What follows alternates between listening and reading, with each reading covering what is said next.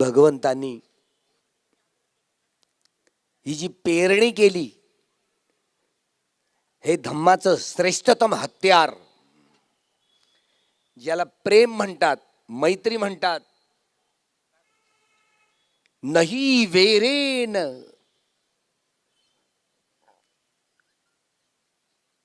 वैऱ्याशी वैरत्व करून वैर संपत नसतं.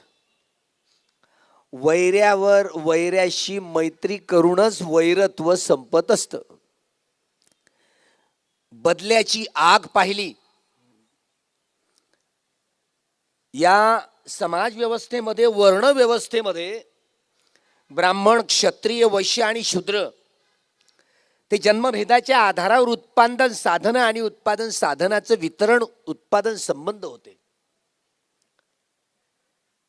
सिद्धार्थ गौतम हे क्षत्रिय कुळातले, क्षत्रिय वर्णातले, पण त्यांनी बुद्धत्व प्राप्त केलं. त्या कालखंडात ब्राह्मण वर्गाचे, ब्राह्मण वर्णाचे लोक बुद्धांना, सम्यक संबुद्धांना हरवण्यासाठी टोळ्याच्या टोळकेचे टोळके यायचे. टोळकेचे टोळके यायचे, पण जे जे बुद्धांकडे आले ते बुद्धांचे शिष्य बनायचे. जे जे आले ते बुद्धाचे शिष्य बनले. पहिले पंचवर्गीय भिक्षू तेही हात धुवून सगळेच ब्राह्मण होते. सारीपुत्र आणि महामोग्गलाने हे दोघेही हात धुवून ब्राह्मण होते. आमचा एक कविवर्य, त्या कविवर्याची आठवण झाली. भीमा, तुझ्या मताचे जर 5 लोक असते, तलवारीचे तयाच्या न्यारेच टोक असते. भगवंतांनी पहिलं धम्मचक्र प्रवर्तन केलं ते आषाढी पौर्णिमेला सारनाथला. तिथे पंचवर्गीय भिक्षू होते. म्हणून डॉक्टर बाबासाहेब आंबेडकरांना असं वाटत होतं की या पवित्र दीक्षाभूमीवर देखील 5 भिक्षू असावेत. एक भिक्षू कमी पडला. या समारंभाचे प्रमुख अतिथी डॉक्टर वली सिन्हा यांना महाबोधी सोसायटीला तार पाठवली, एक भिक्षूंना घेऊन या. मागच्याच वर्षी ज्यांचं निधन झालं, ग प्रज्ञानंद, जे या धर्मांतराच्या सोहळ्यामध्ये प्रत्यक्ष साक्षीदार होते, त्यांना ते घेऊन आले डॉक्टर वली सिन्हा. कमीत कमी 5 भिक्षू असावेत. भगवंतांनी त्यांचा संघ निर्माण केला होता. हा धम्माचा प्रचार आणि प्रसार करण्याचा तो आषाढी पौर्णिमेला केला होता.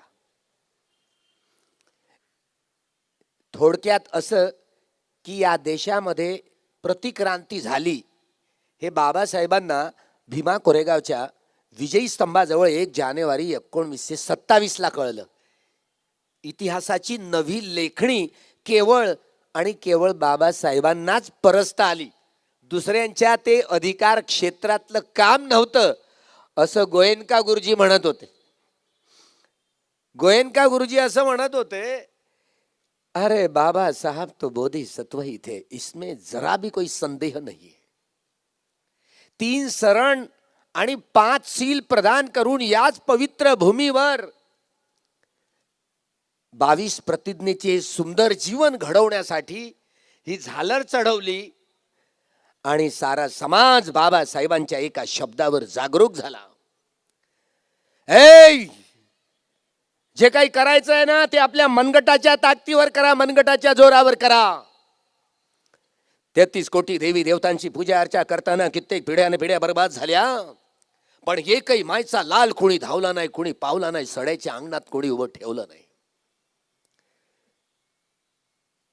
बाबासाहेबांच्या प्रतिज्ञांची कास धरत बाबासाहेबांच्या एका शब्दावर 9 करोड समाज जागा झाला, खळबळून जागा झाला. आमची आजीच या धर्मांतराच्या सोहळ्यात होती. पांढरी साडी घालून या, पांढरे कपडे घालून या, इतवाऱ्यामध्ये खमोरा पैशाला बांधून आली. हकीमीन होती. धोतर जोडी एक शिल्लक राहिली, ती सुई सुताने विणली. एवढा शेवटचा अर्ध्या मीटरचा तुकडा धोतराचा काढून टाकला. चोळीचा खण असा शिवला पांढऱ्या त्या धोत्राचा आणि मैदानात बाबासाहेब ज्या ठिकाणी होते 15 ऑक्टोबरच्या टाइम्स ऑफ इंडियाला माझ्या आजीचा फोटो बाबासाहेबांच्या जोड्यावर हात ठेवताना घाई गर्दी करायची. घरात गेली, घरी गेल्यानंतर सगळे जेवढे जेवढे दगडा धोंड्यांचे देव होते बैलगाडी सजवली, बैलांना सजवलं, बेगडं बाय बनली, झुला बिला घुंगर बिंगर बांधले, वाजत गाजत सगळ्या देवांची भरती पोत्यात जमा केले, नद्या नाल्या शिरवून दिले, कोंबड्या जिवंत बेडवे ते सगळ्या बैल जोड्या सजवल्या, बैलगाड्या सजवल्या, जिवंत कोंबडे सोडले. आपण राज्यकर्ती जमात होतो, शेड्या मेंढ्या कोंबड्या बकऱ्यांची तुम्ही औलाद नाही. मेलेल्या गुराचं मांस खायचे. ब्राह्मण लोकांनी एवढा आरडाओरड केला होतंय, डॉक्टर आंबेडकर आहे ना, तुमचा धंदा पहा ना, हा धंदा कसा बसा भेटला तुमच्या नशिबानं, तोही धंदा हिरावून घेतात. बाबासाहेब बोलले, मी अतिरिक्त माझ्या पगारातला माझ्याकडनं 500 रुपये देतो, तुम्ही धंदा करा ना, आमच्या लोकांना कशाला सांगताय. या पारंपरिक हे धंदे हे जाती व्यवस्थेच्या कायद्याने वाटले. यालाच मनुस्मृतीचा कायदा या देशात प्रतिक्रांती झाली. देवानाम पियदसी सम्राट अशोकाचं पळना तू शेवटचा धम्मराजा. हा धम्मराजा म्हणजे सम्राट बृहद्रथ. बाबासाहेब आंबेडकरांनी 25 डिसेंबर 1927ला मनुस्मृती जाळली. स्त्री म्हणजे पाप, मोक्षाच्या मार्गातील धेंड, पाप योनी. एवढ्या मोठ्या बांगड्या होत्या हातात तेव्हा, आपल्या सगळ्या लंबाडींसारख्या एवढ्या मोठ्या बांगड्या होत्या. बाबासाहेब 24 डिसेंबरच्या भाषणात म्हणाले, उद्या ह्या सगळ्या बांगड्या फोडून यायच्या. दुसऱ्या दिवशी पांढरे कपडे घालून यायचे. मनुस्मृती जाताना जेथे जवळकर मंडळी ही म्हणायची, ब्राह्मणेतर चळवळीची, महात्मा फुल्यांची मंडळी. डॉक्टर आंबेडकर, तुम्ही कशाला ब्राह्मणाला बोलवता? सहस्त्रबुधे या ब्राह्मणाला बोलवून एक एक मनुस्मृतीचं पान काढलं आणि स्वाहा नमन नमन नमन नमन स्वाहा मनुस्मृती जाळली. ब्राह्मणाला कशाला बोलवायचं? ब्राह्मणेतर चळवळ मात्र यशवंतराव चव्हाणांना भीक देऊन, मुख्यमंत्री पदाची लालच देऊन ही सगळी ब्राह्मणेतर चळवळ घशात घातली, ब्राह्मणवाद्यांनी गिळंकृत केली. मात्र बाबासाहेब सावध राहिले. हे काँग्रेस हे जळतं घर आहे, जे जे त्या घरात गेलं ते जळून खाक झालं. 26 जानेवारी 1950ला मनुस्मृतीचा कायदा तुटून बाबासाहेबांनी भगवान बुद्धांचा कायदा दिला. न्याय, स्वातंत्र्य, समता आणि बंधुभाव जे प्रियंबल मध्ये दिसते, बाबासाहेबांच्या या संविधानाच्या प्रस्तावनेमध्ये दिसते की जिथे सगळ्या न्याय, स्वातंत्र्य, समता आणि बंधुभाव या आधारावर अशी समतामूलक समाज व्यवस्था निर्माण करण्यासाठीच हे संविधान आहे. दिल्लीला काही शेंडीवाल्यांनी, काही ठाकूर लोकांनी ते संविधान जाळलं. त्यांच्यावर सेडिशनचं कलम नाही लागू पडत का? सांगा ना तुम्ही. परवा घोषणा झाली, शेड्यूल कास्ट, शेड्यूल ट्राईब, अनुसूचित जाती जमातींचं संरक्षण योग्यपणे करण्यासाठी म्हणून ॲट्रॉसिटी ऍक्ट लागू केला. मनोहर पंत उर्फ संभाजी भिडे, मराठा दिसला पाहिजे ना, म्हणून त्यांनी कोर्टात जाऊन स्टॅम्प पेपरवरती नाव बदललं. मनोहर पंत कुलकर्णी असली नाव, संभाजी भिडे नाव बदललं. आरोपपत्र तो डांगरे पाटील किती खोकून सांगायचा आहे, त्याचं घरचं होत काय? आरोपपत्र दाखल करताना माझा काही शत्रू आहे का? आरोपपत्रावर लक्ष नाही मुख्यमंत्र्याचं. देवेंद्र जर या मंचावर दिसला नाही या वर्षी, तुम्ही स्वतः निर्णय घ्या. ही दीक्षाभूमी काही कुणाच्या बाची नाही आहे. ही दीक्षाभूमी आमची सर्वांची आहे की नाही आहे? मागे फुटाने फोडायचे नाही.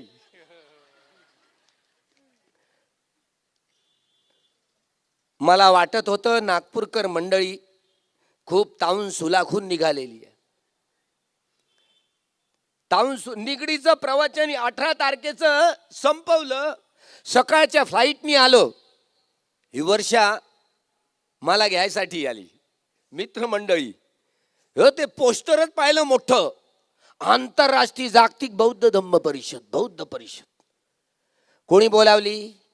महाराष्ट्र सरकारने. बडोल्यांना सामोर केलं. फसला तर बडोले बाबा तू फस. कुठल्याही सरकारांना शासकीय पातळीवर सांस्कृतिक कार्यालयातर्फे, सांस्कृतिक मंत्रालयातर्फे, सामाजिक मंत्रालयात मदत देता येते, पण स्वतःहून इनिशिएटिव्ह घेऊन नेतृत्व करत अशी आंतरराष्ट्रीय कुठल्याही धर्माची संमेलनं कायद्यानुसार बोलवता येत नाही. धर्मनिरपेक्षता आहे. उद्या चालून ते विश्व हिंदू परिषदांच्या मोठ्या मोठ्या परिषदा भरवतील. बळीचा बकरा झाला तर बडोल्याला बनवतील. पाहिलं त्या पोस्टरवर अखिल भारतीय भिक्षू संघाचे अध्यक्ष संघानुशासक भदंत सदानंदजी महास्तवी. कळलं ना काय चाललंय? ब्राह्मणवाद आणि श्रमण संस्कृती आणि ब्राह्मण संस्कृती या इतिहासाची दरार बाबासाहेबांना भीमा कोरेगावच्या विजयी स्तंभाजवळ हे संशोधन करता आलं. हे केवळ आणि केवळ डॉक्टर बाबासाहेबांनाच संशोधन करता आलं, दुसऱ्या व्यक्तीला नाही, असं गोयनका गुरुजी म्हणाले होते. गोयनका गुरुजी म्हणाले होते. त्यांच्या आत्मचरित्रात देखील श्रमण संस्कृती आणि ब्राह्मण संस्कृतीची दरार. मुंबईला जेवढा वर्षावास होता, त्या वर्षावासात आषाढी पौर्णिमेच्या दिवशी जे मूळ बुद्धवाणी आहे, ती मूळ बुद्धवाणीचं पाटलीपुत्र येथे जे आषाढी पौर्णिमेचं महत्त्व सिद्ध करणारं ज्या शिलालेखावर लिहिलेलं आहे, त्या शिलालेखाचे संदर्भ देऊन ते म्हणाले, आषाढी पौर्णिमा हिला गुरु पौर्णिमा हे विकृतीकरण ब्राह्मणवाद्यांनी केलेलं आहे. गुरु पौर्णिमा म्हणून प्रत्यक्ष सिद्धार्थ गौतमाच्या जन्माची कहाणी महामायेच्या कुशीमध्ये प्रवेश करणारी पौर्णिमा म्हणजे आषाढी पौर्णिमा होती. वयाच्या 29व्या वर्षी महाविनिष्क्रमण केलं, गृहत्याग केला, ती देखील आषाढी पौर्णिमाच होती. बुद्धत्व प्राप्त झाल्यानंतर धम्मचक्क पहिलं पवर्तन केलं सारनाथला, ते देखील आषाढी पौर्णिमाच होती. भिक्षू संघाची निर्मिती ही आषाढी पौर्णिमेलाच होते. भगवंतांचे आणि भिक्षू संघाच्या वर्षावासाचा प्रारंभ हा देखील आषाढी पौर्णिमेलाच होतो. या पाचही घटना भूतकाळातले, वर्तमानातले व भविष्य काळातले जेवढे जेवढे सगळे सम्यक संबुद्ध होणार आहेत, त्या सगळ्या सम्यक संबुद्धांच्या कालखंडात सभ्ये बुद्धा समसमा, सगळ्या सम्यक संबुद्धांच्या कालखंडात या पाचही घटनात एक समान असतात. म्हणून धम्मचक्क पवर्तन दिवस म्हणून या आषाढी पौर्णिमेला हे साऱ्या जगभर मोठ्या हर्षोल्लासानं साजरा करायचे. मोठ्या हर्षोल्लासानं पंढरपुरे या महाराष्ट्राचं नाक 25 डिसेंबर 1954 देहू रोडच्या मूर्तीची प्रतिष्ठापना करताना बाबासाहेब या जम्बूद्वीपामध्ये 2000 लेणे आहेत आणि या 2000 लेण्यांपैकी एकट्या महाराष्ट्रात 1500 लेणे आहेत. याचा अर्थ असा आहे, कुणबी, तेली, कोळी, माळी, लोहार, सुतार, चांभार सगळ्या जाती उपजातींचे सारे लोक नाग लोक होते प्राचीन काळातले आणि सगळे भगवान बुद्धांच्या धम्म संस्कृतीचे वारसदार होते. या देशातले मुस्लिम असोत, ख्रिश्चन असोत, हे बाहेरनं नाही आले, आपलेच नातेवाईक जवळचे, जातीच्या जाचामुळे त्रासून त्यांनी धर्मांतर केली. हे घडलं या देशात. संपूर्ण समाज बृहद्रथांच्या हत्येनंतर पुष्यमित्र शुंग हा ब्राह्मण सैन्यामध्ये दाखल झाला, विश्वास संपादन केला आणि सरसेनापती झाला. सरसेनापती होऊन ज्या दिवशी हे संपूर्ण कट कारस्थान केलं, कपट कारस्थान केलं आणि आमच्या शेवटच्या या मौर्य राजाची कपटानं हत्या केली. सरासर सपासप तलवारी चालल्या आणि या श्रमण संस्कृतीचं प्रतिनिधित्व करणारा भिक्षू एकेका भिक्षूचं डोकं कापून आणण्यासारी गुरुदक्षिणा म्हणून 10,000 सोन्याची नाणी मोजली गेली. कारशा पण दिले गेले गुरुदक्षिणा म्हणून. म्हणून त्या पंढरपूरला जो सोहळा होतो ना, तिथे घट ठेवला जातो, त्या घटावर जे नारळ ठेवलं जातं हे भिक्षूचं कापून आणलेलं गुरुदक्षिणा म्हणून डोकं आहे. श्रमण अशा रीतीनं भिक्षूंची कत्तल केली गेली. जंगला पहाडांमध्ये दाढीचे डोक्याचे केस वाढवून लोक राहायला लागले भिक्षू. हेच ते तिसऱ्या संगायनानंतर महादेव नावाच्या भिक्षूला सम्राट अशोकाने पाठवलं. तोच अर्हत महादेव म्हणून ओरडत होते लोक. त्या सगळ्या चौऱ्या गडाचा तो अर्हत महादेव होता. भोलानाथ, मच्छिंद्रनाथ, गोरखनाथ, सगळी नाथ मंडळी ही भिक्षू होते. स्वतः ज्ञानोबा रायाचे वडील हे महायानी भिक्षू होते. त्यांच्या परिवारावर शेंडीवाल्यांनी ब्राह्मण असून देखील बहिष्कार टाकण्याचं एकच कारण होतं, ते महायानी भिक्षू होते. निवृत्तीनाथ देखील जे वडील बंधू नागद्वारला राहत होते, महाराष्ट्र शासनाने प्रकाशित केलेला सकल संत गाथा वाचून बघा. मी जातो पंढरपुरे धम्मनगरे, मी जातो पंढरपुरे धम्मनगरे बुद्ध दर्शनाशी, असं का बरं लिहिलं असेल? अशी 108 मण्यांची माळा मोजत मोजत ते पंढरपूरला आले. तेही महायानी भिक्षू होते. पण इतिहासाचं रेखाटणं एवढं चुकीचं झालं. सगळ्या साधू संतांनी हे पंढरपूरचा विठ्ठल दुसरा तिसरा कुणी नसून हा बुद्ध आहे. नामदेव जंबू या द्वीपा माझी, पंढरपूर एक गाव, धम्म नगर त्याचे नाव, राहणार विठू पाटील त्याचे नाव.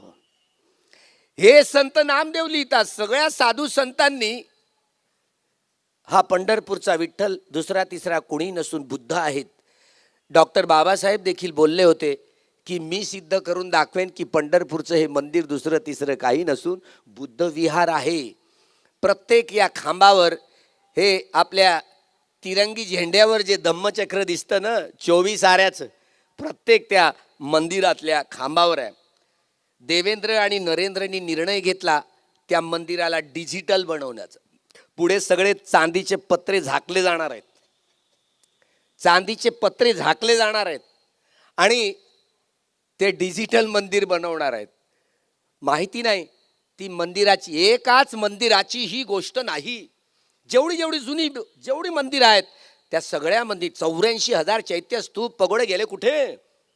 भगवान बुद्धांच्या प्रतिक्रांती झाल्यानंतर 84,000 चैत्यांमधल्या भगवान बुद्धांच्या धम्मचक्र पवत्तन अशा मुद्रा ज्या आहेत त्या लंपास केल्या गेल्या सोन्याच्या, आणि त्या ठिकाणी वेगवेगळ्या देवी देवतांच्या मूर्त्यांची प्रतिष्ठापना करण्यात आली. प्रतिक्रांती झाल्यानंतर हे या देशातलं वैभव लुटून गेलं, संपून गेलं. सारा समाज ब्राह्मणवादाचा शिकार झाला.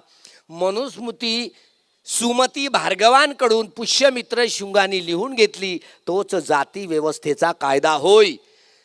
साकेत नगरीचं नामकरण हे पुष्यमित्र शुंगानीच केलं. हा राम दुसरा तिसरा कुणी नसून पुष्यमित्र शुंगच होय. लंकेचा रावण म्हणून सांगतात.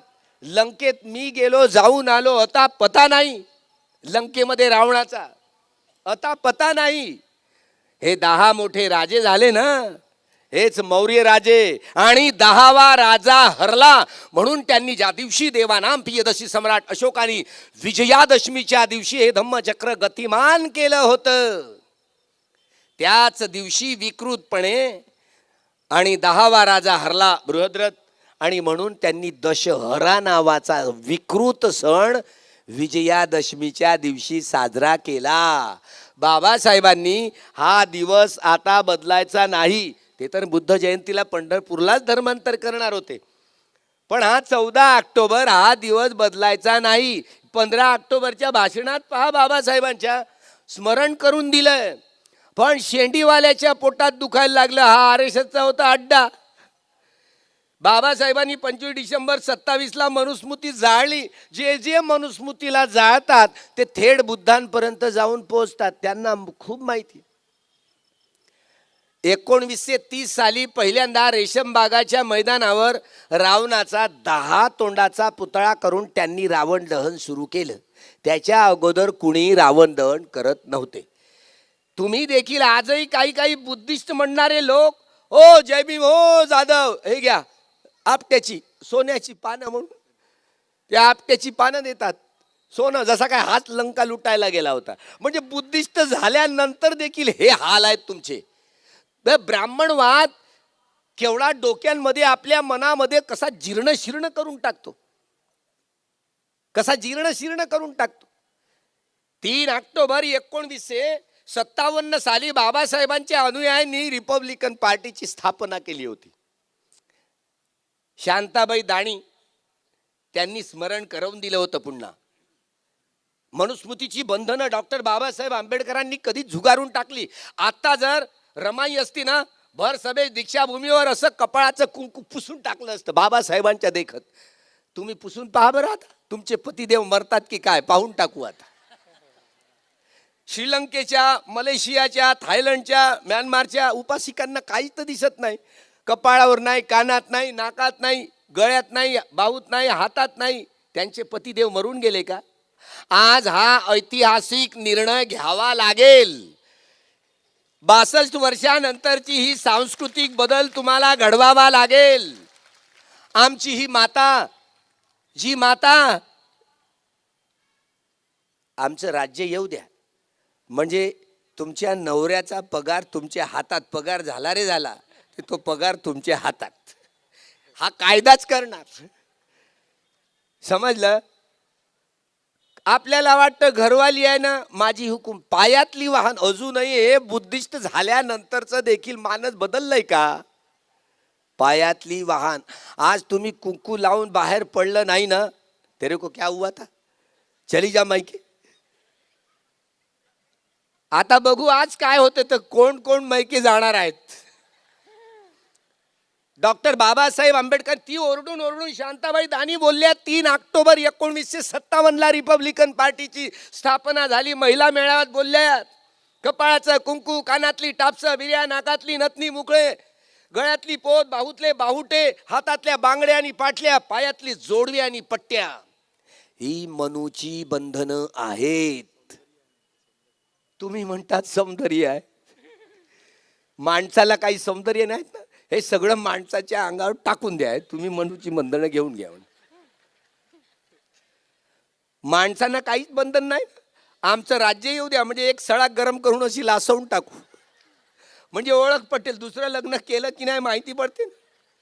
दुसरं पत्नी जर मेली, सोडून गेली, तर दुसरं लग्न केलं तर माहिती तरी पडेल की नाही, ओळख करता येईल. पुरुषांसाठी ओळख नाही. लहानपणी ती वडिलांच्या कब्जामध्ये, लग्न झाल्यानंतर ती नवऱ्याच्या कब्जामध्ये, आणि नवरा मेल्यानंतर मुलांच्या कब्जामध्ये. गुलाम म्हणून जन्म घेते ही आमची माता माऊली. गुलाम म्हणून जन्म घेते, गुलाम म्हणूनच जगते आणि गुलाम म्हणूनच मरते. हे आमच्या मातेविषयीच नाही, सारा शूद्राती शूद्र समाज, एकेकाळचा हा ब्राह्मणेतर समाज, हा नागवंशी समाज भगवान बुद्धांच्या धम्म संस्कृतीचा वारसदार होता. गुलामांना त्यांच्या गुलामीची जाणीव करून द्या, म्हणजे ते बंड करून उठतील. बाबासाहेबांची ही घोषणा पहिल्यांदा महारांची मनं टटोलायची होती. नाशिकमध्ये 13 ऑक्टोबर 1935 येवल्याला सभा बोलवली महारांची परिषद. जन्म घेणं हे माझ्या हातात नव्हतं, पण जगणं आणि मरणं माझ्या हातात आहे. चुकूनही कधी या ब्राह्मणवादी तुरुंगात मी जगणार नाही आणि मरणार नाही. त्यांनी त्यांची ही भीम प्रतिज्ञा याच पवित्र दीक्षाभूमीवर तब्बल 21 वर्षानंतर परिपूर्ण केली. जे जे या धम्म क्रांतीचे साक्षीदार आहेत, बाबासाहेबांनी तुम्हाला काय दिलं? ते बोलले, आम्हाला स्वातंत्र्य दिलं. सामाजिक गुलामगिरीतून या बेड्या तोडायच्या असतील तर धर्मांतर करा. भगवान बुद्धांच्या सद्धम्मानत साऱ्या जगाचं कल्याण होणार आहे, दुसरा कुठलाही मार्ग नाही आहे. या निष्कर्षावर बाबासाहेब पोहोचले.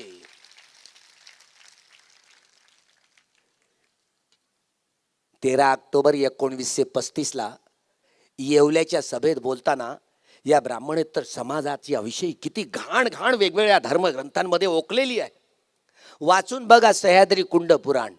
मी मुंबईला, दादरला मुंबई मराठी ग्रंथालयामध्ये सह्याद्री कुंड मराठी पुराण आहे. त्यामध्ये, त्या पुराणामध्ये, ते पुराण वाचल्याबरोबर असं थक्क झालो. तुम्ही वाचलं की नाही? RSSच्या अड्ड्यात आहे बरं का.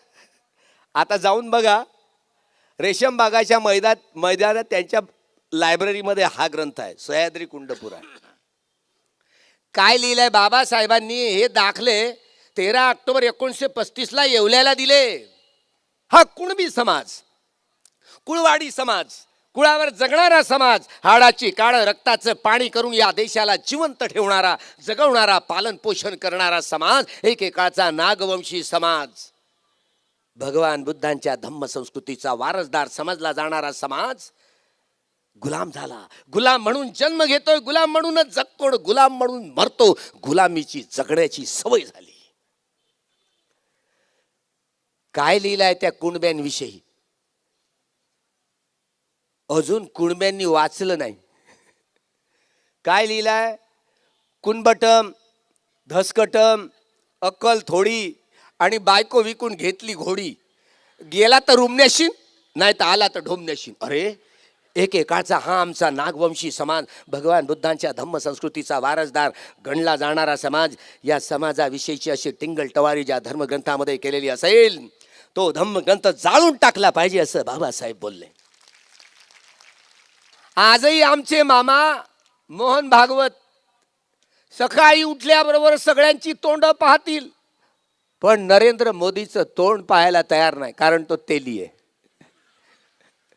सकाळी उठल्याबरोबर सगळ्यांची तोंड पाहावी, पण तेल्याचं तोंड पाहू नये असा तो धर्मग्रंथ म्हणतो. काय झालंय आमच्या तेली समाजाच्या लोकांना? एकेकाळचा तेली समाज बांधव हा भगवान बुद्धांच्या धम्म संस्कृतीचा नागवंशी वारसदार समजला जाणारा समाज अज्ञानात आहे, अविद्येत आहे. गुलामांना त्यांच्या गुलामीची जाणीव करून द्या, म्हणजे ते बंड करून उठतील. यासाठीची धम्मयात्रा निघालेली. मांग महार कुसाच्या बहार, कशी घाण ओकली आहे त्या धर्मग्रंथामध्ये. सोनार सख्या बहिणीची खाणार, गोंड गोवारी जात बोवारी. गोंड गोवारी हेकड माना, आंबील पाहून शिवला डोना. माना माणुसकीत नाही आणि डुक्कर सरकशीत नाही. धनगर कोळी माळी सुतार चांभार लोहार कलार ढिवराची धुटी आणि अटकला बोटऱ्या जाशील कुठे. ब्राह्मण तर जाती उपजातीची नुसती टिंगल टवाळी करणाऱ्या म्हणींचा तो संग्रह होता. म्हणून बाबासाहेब बोलले, गुलामांना त्यांच्या गुलामीची जाणीव करून द्या, म्हणजे ते बंड करून उठतील. या 60 वर्षामध्ये आपण या सगळ्या ब्राह्मणेतरांना त्यांच्या गुलामीची जाणीव करून देण्यामध्ये अपयशी ठरलो, हे या दीक्षाभूमीवर ही कबुली द्यावी लागेल. आपलं स्वतःचं परीक्षण करावं लागेल. या ब्राह्मणेतर लोकांना हे नागवंशी होते, त्यांच्या इतिहासाची जाणीव करून देण्यामध्ये आपण अपयशी ठरलो, हे कबुली द्यावी लागेल. या पवित्र दीक्षाभूमीवर एवढी वर्ष झाल्यानंतर भगवंत म्हणत, नाही वेरे नवेरानी. 30,000 सैन्य, या जाती व्यवस्थेची एवढी पीडा की राज्य उलथावून पाडणारे पूर्वीचे हे महारच असू शकतात. शिवाजी हा मराठा होता असं म्हटलं जात. आता महार मराठा, चांभार मराठा, कोळी मराठा, कुणबी मराठा, या अर्थानं तोही मराठा. लखुजी जाधवाचं नाव ऐकलं ना? सिंदखेड राजामध्ये जुनी डायरी बघा, लखुजी महार असं लिहिलेलं आहे. लखुजी जाधव, लखुजी महाराची पोरगी, ही महारींचं पोर. जिथे जिजाऊ ही महारींची पोर म्हणून, ज्यामुळं हे महारींचं पोर क्षत्रिय कसं होऊ शकतं? होऊ शकत नाही. म्हणून महाराष्ट्रातला एकही ब्राह्मण शिवाजी महाराजांचा राज्याभिषेक करण्यासाठी आलाय का? आयुष्यात कधी शिवाजी राजाची भेट झाली नाही. आमच्या प्राध्यापक मामा देशमुखांनी, एक कुणबी समाजातला माणूस इतिहासाची लेखणी परजायला लागला. शेंडीवाल्यांनी, काळ्या टोपीवाल्यांनी कशी प्रेतयात्रा काढली, साक्षीदार आहोत की नाही? आम्हाला माहिती झाल्यावर मामा देशमुखांना खांद्यावर बसवून विजयी मिरवणूक काढली होती. गुलामांना त्याच्या गुलामीची जाणीव करून द्या, म्हणजे ते बंड करून. या सगळ्या साधू संतांना मारण्याचं पातक शेंडीवाल्यांनी केलं. शिवाजी राजाला जहर पाजून शेंडीवाल्यांनी मारलं. संभाजी राजाच्या धडाचे तुकडे तुकडे करून त्यांनी जो पेशव्यांचा विजयी दिवस साजरा केला, तो गुढीपाडव्याच्या दिवशी, त्या गुढीला संभाजी राजाचं डोकं लटकलेलं होतं. ती गुढी फिरवून त्यांनी आझादीचा, स्वातंत्र्याचा दिवस पेशव्यांनी साजरा केला होता. मायचा लाल एकही मराठा म्हणणारा संभाजी राजाच्या धडाचे तुकडे, ती आमची वरठीन माय धुणं धुवायला इंद्रायणीत गेली, तिच्या पायाला तो तुकडा लागला. एकही मराठा म्हणणारा संभाजी राजाच्या देहाचे तुकडे वेचण्यासाठी एकही मायचा लाल कुणीच धावून आला नाही. कुठे मेले होते?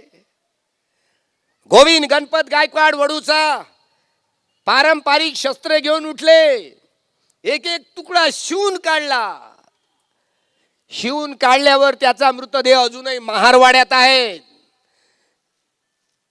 ही महारींची पोरं, यांचं काही खरं नाही.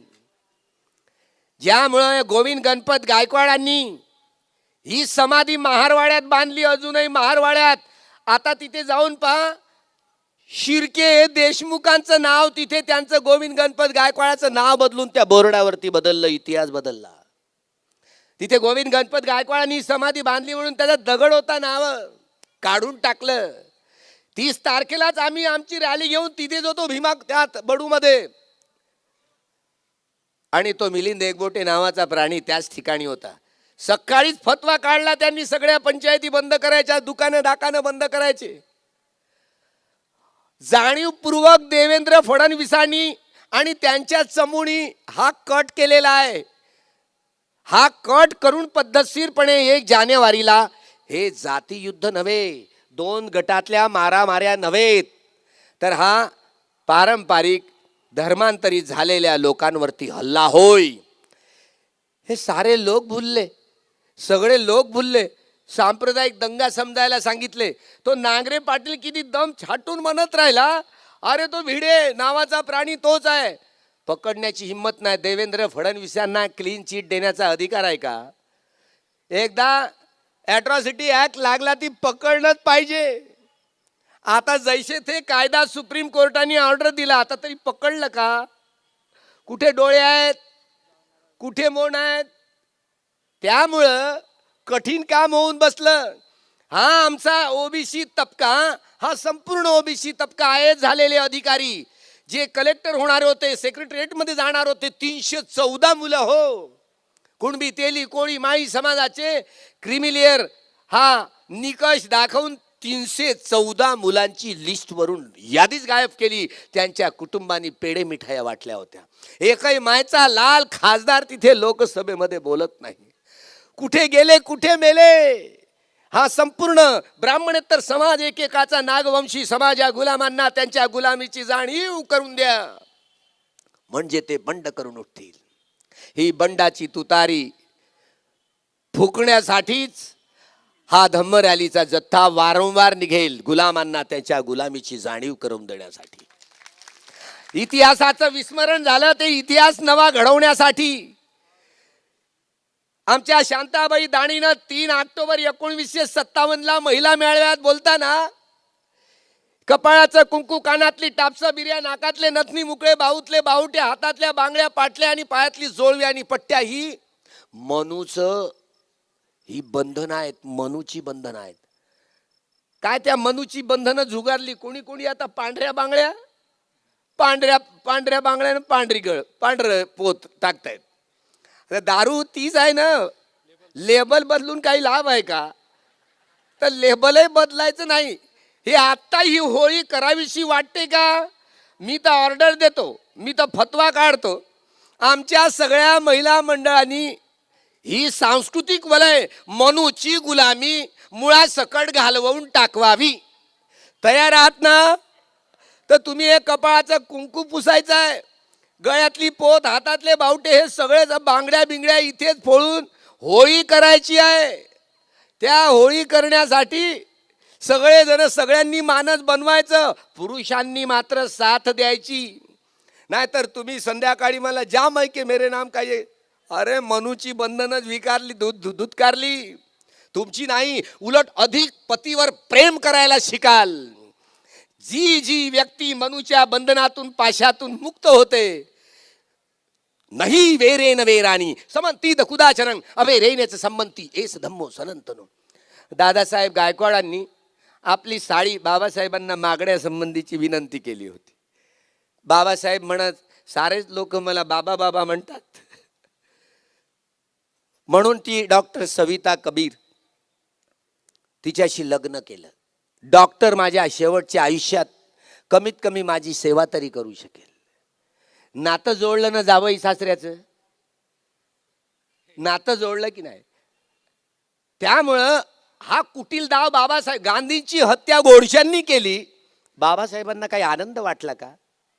आनंद वाटला का? तर जावई सासऱ्याचं नातं बाबासाहेबांनी जोडलं, काही वाईट केलं का? बरं तुम्ही हे तोडणार आहेत की जोडून ठेवणार मला सांगा. तुम्ही हे आता कन्फर्म करतो, तुम्ही आता तोडणार आहेत नातं की जोडणार आहेत? तुम्ही घरातले नवरा बायको असले तरी आजही बुद्धिस्ट म्हटले जाणारे तरी दोन नवरा बायको घरी एक नाही आहेत. आहेत का? नाही आहेत. हा मनात राग द्वेष मोह अहंकार ज्यामुळे तू मैं भांडीकुळ, घराघरात युद्ध आहे. हिंदू असोत, बौद्ध असो, जैन असो, शीख असो, यहुदी असोत, मुस्लिम असो, सगळ्या देशातले काळे की गोरे असो, सगळ्या घराघरात युद्ध सुरू आहे. तुम्हाला मैत्री करता येत नाही. मैत्री याचंच नाव प्रेम. प्रेम करता येतं का? मला नाही वाटत प्रेम करता येईल. तुम्ही हिरा रांझा लैला मजनूचं त्या प्रेमाला प्रेम, ते तर मिथ्या प्रेम आहे. आत्महत्या करून मरणारं प्रेम हे मिथ्या प्रेम आहे. त्यामुळं या मिथ्या प्रेमाच्या पाशात अडकून राहू नका. अहं अवेर हो मी, अभयापजा हो मी, अनिघो हो मी. मी खरंच वैररहित आहे का? द्वेषरहित आहे का? की क्रोधरहित आहे का? विपश्यना या कम्मठाणाचा अभ्यास केल्यावरच तुम्हाला या मैत्रीच्या तरंगाची जाणीव होते. केवळ शब्द मैत्री मैत्री प्रेम हा शब्द वापरून तुम्हाला हे वरवरची मैत्री करता येईल. अंतर्मनानं बाह्य मनानं केलेली मैत्री तुम्ही आपल्या स्वभावावर उतराल आणि मारापिटी कराल. तुमचं प्रेम गेलं. त्यामुळं जे अंतर्मनातनं अनित्य बोध, दुःख बोध, अनात्म बोध जागवून या शरीराचं आणि मनाचं सगळं संपूर्ण विश्लेषण संश्लेषण विघटन विभाजन करून पाहिलं. हे तरंगही तरंग आहेत. वस्तू घन द्रव वायू रूपात असली तरी तरंगही तरंग आहेत. हे जसा बल्ब आहे ना, या बल्बमधून कसा प्रकाश पडतो तसं हे शरीरातले हे धर्मतरंग असतात. धर्मधातूंच्या आधारावर जे बाहेर पडायला लागलेत त्याच धम्म धातूंच्या आधारावर हे मेत्ता धातूंमध्ये या मेत्ता धातूंच्या आधारावर मैत्री केली जाते. एवढं सायंटिफिक आहे. पण हे तुम्ही ज्यावेळेला विपश्यना या कम्मठाणाचा अभ्यास कराल तेव्हा ही मैत्री समजेल. दूषित चित्त ठेवून तुम्ही क्रांती घडवून आणली.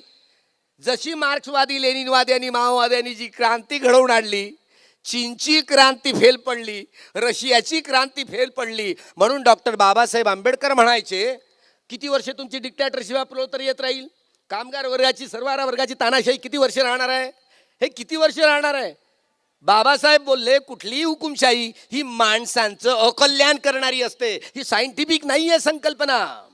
त्यामुळं रिपब्लिकन डेमोक्रेसी या प्रजासत्ताकीय लोकशाहीचे आपण साक्षीदार आहोत. बाबासाहेबांनी म्हणून मनूचा कायदा जाळून भगवान बुद्धांचा या कायदा या देशाला संविधानाच्या रूपात दिला आणि संविधान जाळण्याची मोहीम देखील झाली. त्यांच्यावर आता सेडिशन लागेल का?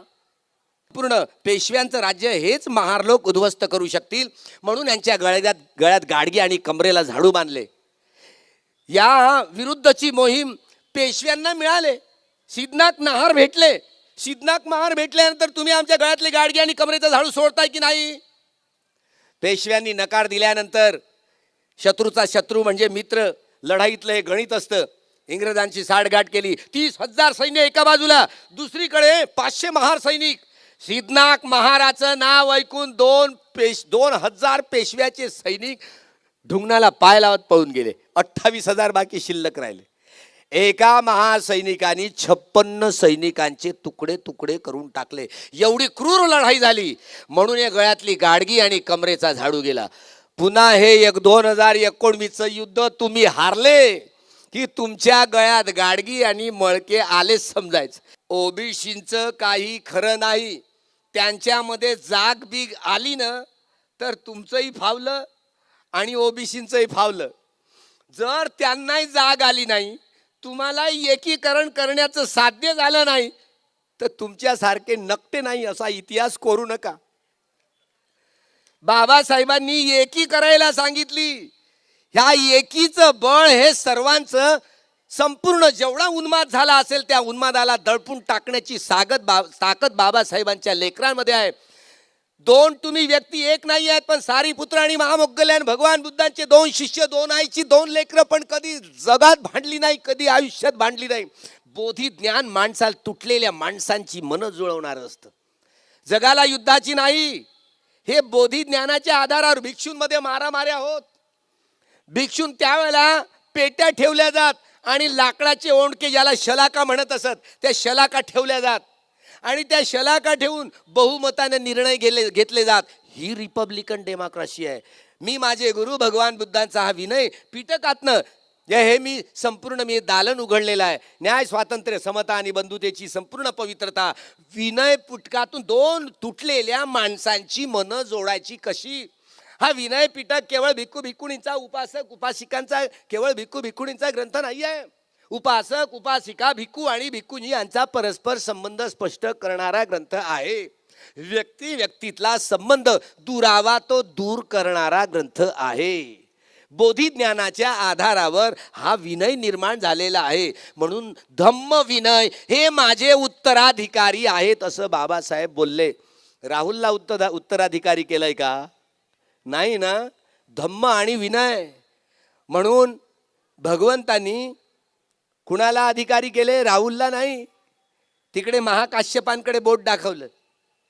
महाकाश्यप उत्तराधिकारी होणार. त्यामुळं हे संगणक असतं, हे कम्प्युटर असतं. हे कम्प्युटरची तुम्हाला हे कळतं फक्त भौतिक जग तपासण्याची ताकद आहे. एवढंच. अग्नी, वायू, जल आणि पृथ्वी धातूंच्या अणुरेणू परमाणूंचा या संपूर्ण संगणकातनं तुम्हाला पता लागतो. पण मनाचं असलं कुठलंही संगणक तुम्ही शोधून काढलेलं नाही. तुमचं विज्ञान भिकारड आहे. आदिवासी आहे संभाजी भिड्यांसारखं. 80 कुटुंबांमध्ये आंब्यापासून पोरं झाली. अरे आम्हाला 9 पहिल्यांदा ग्रह शिकवायचे, आता 8च शिकवतात. प्लुटो कुठे गायब झाला काही माहिती नाही पडलं.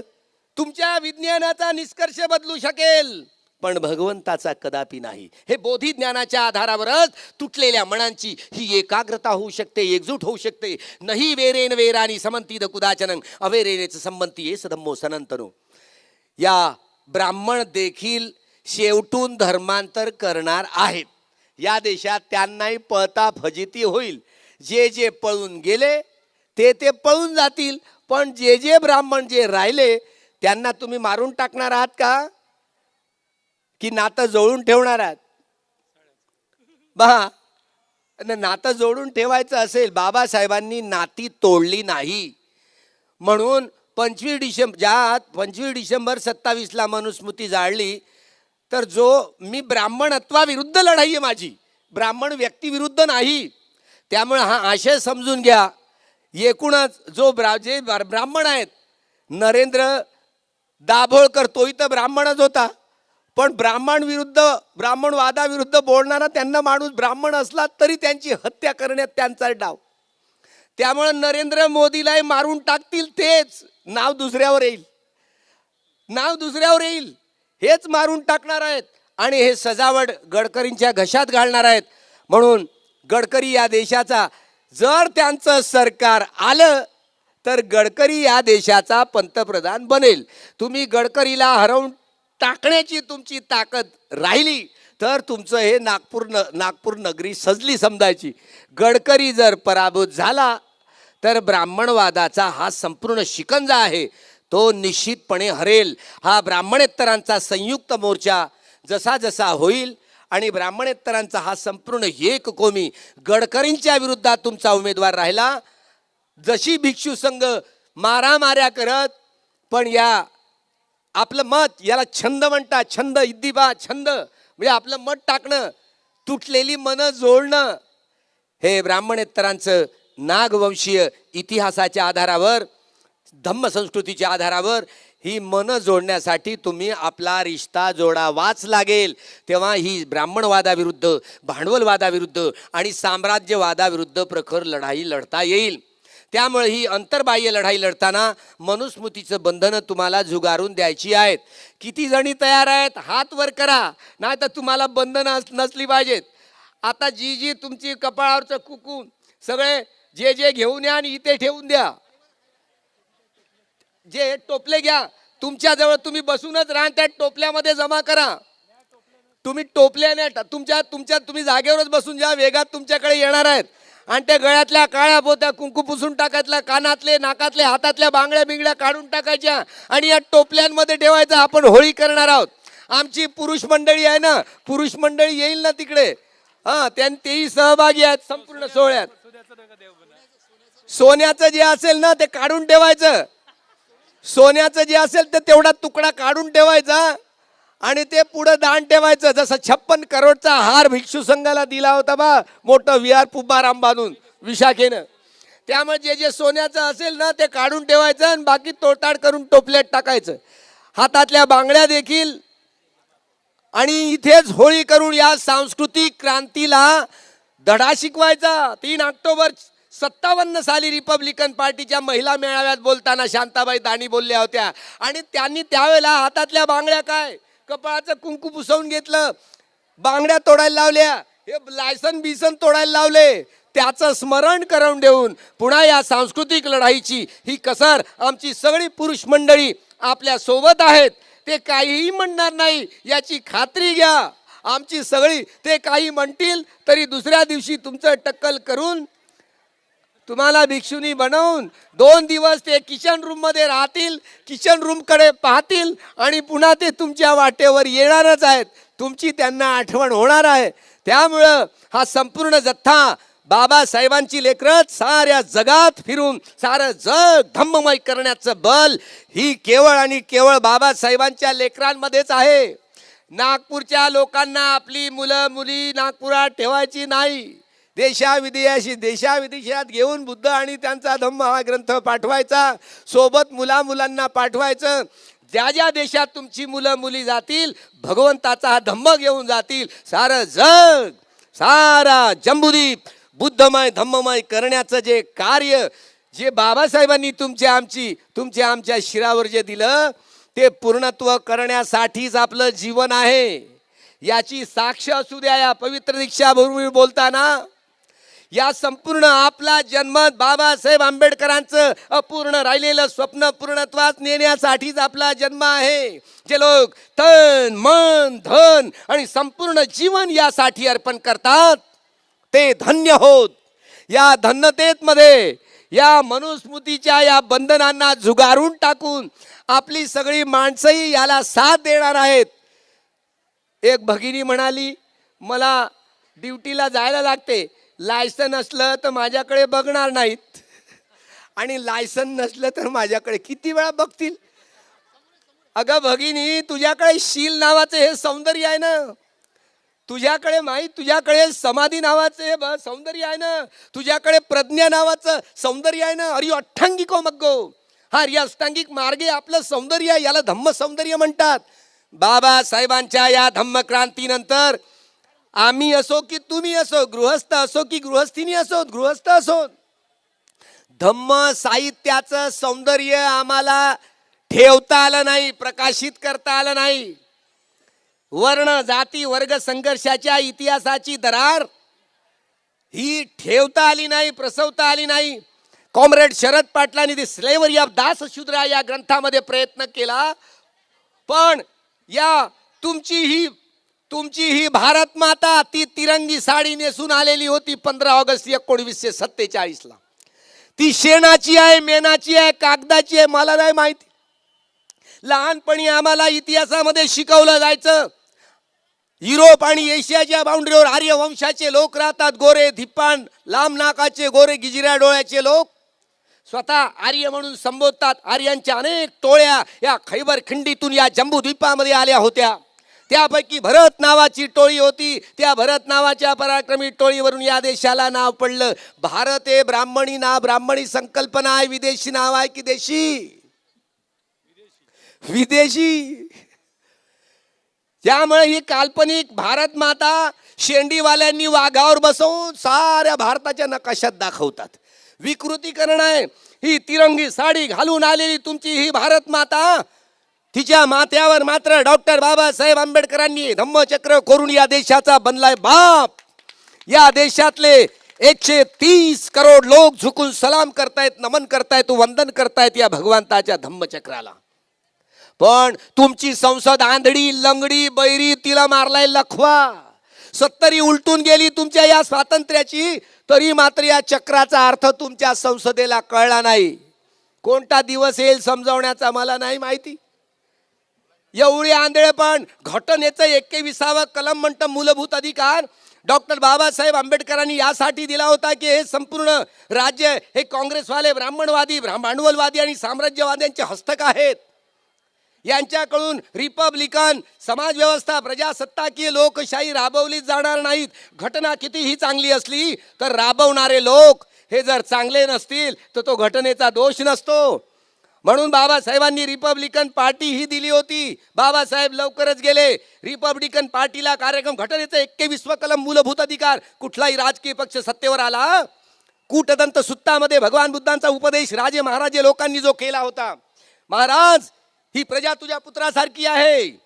तुझ्या पुत्राचे अन्न वस्त्र निवारा शिक्षण आणि आरोग्याच्या संपूर्ण गरजा भागवतोस. ही प्रजा तुझ्या पुत्रासारख्या सगळ्या जमीन आणि सगळे कारखाने, सगळे उद्योग राज्याच्या मालकीचे करावे. सगळ्या लोकांचे अन्न वस्त्र निवारा आणि संपूर्ण शिक्षणाच्या आरोग्याच्या संपूर्ण गरजांची पूर्ती करावी. हाच उपदेश एक घटनेच्या 21व्या कलमामध्ये नोंद झालेली आहे. तुम्ही भुलला आहात. घटनेचं एक कलम वाचून दाखवा आणि डॉक्टर बाबासाहेब आंबेडकरांना अभिप्रेत असलेली राज्य समाजवाद, स्टेट सोशलिझम, मरण्याच्या 1 दिवस अगोदर 5 डिसेंबरला प्रके अत्र्यांना, ऐशम जोशांना पत्र पाठवली होती रिपब्लिकन पार्टीमध्ये येऊन काम करा म्हणून. बाबासाहेब 5 वर्ष जगले असते. नियोजन खातं जर हातात आलं असतं 5 वर्षात हा काया पालट झाला असता. पण घटना राबवणारे लोक हे भांडवलवादी, हे ब्राह्मणवादी लोक होते, त्यामुळे घटनेचा अंमल करू शकले नाही. आता तर कट्टर ब्राह्मणवादी सत्तेवर आहेत. ते तुमचं सरकार गडगडलं. या वर्षी ब्राह्मणांचं, ब्राह्मणवाद्यांचं सरकार आलं तर नक्की तुमच्या गळ्यात गाडगी आणि कमरेला झाडू आल्याशिवाय राहणार नाही. हे लक्षात घेऊनच आपली पावलं समोर उचलावी आणि मनुस्मृतीचा हा मूळ कायदा, ज्याची संपूर्ण बंधनं झुगारून द्यावी. हा महिलांचा जथ्था पुढे आला. पुरुषांना तुमच्या मागे मागे यावंच लागेल. आता पुरुष मंडळी जरी विहारात येत नसली, आता केवळ महिला मंडळच येत आहे. पुढे पुढे हळूहळू तुमची सगळी घरवाली माणसं काय, मुलं काय, हळूहळू याच वर्षात पहा किती फेरबदल होईल. हळूहळू चहाच्या टपऱ्यावरच्या साऱ्या टपऱ्या बंद व्हायला लागल्या. लोक पानं खाणं बंद करायला लागले. तंबाखूच्या नशेमधून दूर व्हायला लागले. कधी कधी दारुडे माणसं आमच्याकडे येतात आणि दारूपासून सुटका करवून घेतात. दारूचं प्रमाण देखील हळूहळू कमी व्हायला लागलं. कट्टर दारुडे होते ते दारूपासून दूर झाले. आपली ही नवीन पिढी जरी शिकण्यामध्ये हे दुर्बल असली, 10वी 12वींची संख्या जास्त आहे, तरी मात्र लढाईची ही ताकद, प्रत्येक वेळा समाज बदलण्याचं काम ही युवा शक्ती करत असते. युवा शक्तीवरच हे संपूर्ण बळ असतं. त्यामुळे या युवकांनी सामोरे यावं, भिक्षू संघामध्ये दाखल व्हावं. येणारा काळ हा श्रमण संस्कृतीचा काळ आहे, प्रज्ञा युग आहे. या प्रज्ञा युगामध्ये सगळ्याच गुलामीची बंधनं, सगळ्या बेड्या तळातळ तोडून टाकण्याचं धैर्य, हिम्मत युवा शक्तीमध्ये असतं. जय भीम हे केवळ ओठावर असून चालत नाही, ते प्रत्यंगामध्ये असायला हवं. त्यामुळे ही जळजळ असू द्या. या बदलासाठी जे तन मन धन आणि संपूर्ण जीवन अर्पण करून सारं जग धम्ममय करण्यासाठी हे बल वृद्धिंगत हो. खूप मंगल हो, खूप मंगल हो, खूप कल्याण हो. बुद्ध धम्म संघाच्या या अंतर्बाह्य युद्ध जिंकण्यासाठी हे संपूर्ण अंतरलढाई, हे आपल्या चित्तातली कामतृष्णा, भावतृष्णा, विभव तृष्णांवरती मात करून ज्यांनी कमीत कमी श्रोतापन्न सकदागामी अनागामी फलापर्यंत तरी पोहोचले, तरीही मात्र या संपूर्ण युद्ध जिंकण्यासाठी मोठे परिश्रम करावे लागतील. खूप मंगल हो, खूप कल्याण हो.